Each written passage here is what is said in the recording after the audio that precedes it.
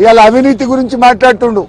అవినీతికి ఇవాళ రేవంత్ రెడ్డి గారు అడ్డాగా మార్చిండు.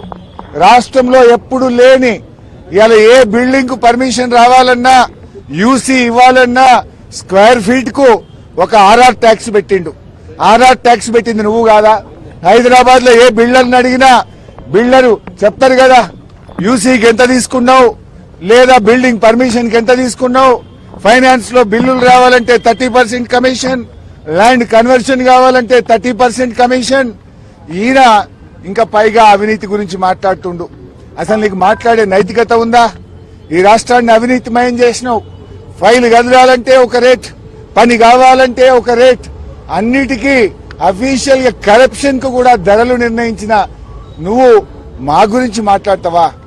ఇవాళ ఈ ప్రభుత్వం యొక్క తీరును, శాసనసభ నడుస్తున్నటువంటి తీరు, స్పీకర్ గారి వ్యవహార శైలి ఇలా చాలా దారుణంగా ప్రజాస్వామ్య విలువలు పడిపోయే విధంగా ఉన్నాయి. మా గొంతు నొక్కుతా ఉన్నారు, మాకు మైకు ఇవ్వడం లేదు. సభలో ఏకపక్షంగా నడుపుతున్నటువంటి తీరుకు నిరసనగా, ఈ ప్రభుత్వానికి వైఖరికి, స్పీకర్ గారి వైఖరికి నిరసనగా ఈ శాసనసభ సమావేశాలను బీఆర్ఎస్ పార్టీ బాయ్కాట్ చేస్తుంది.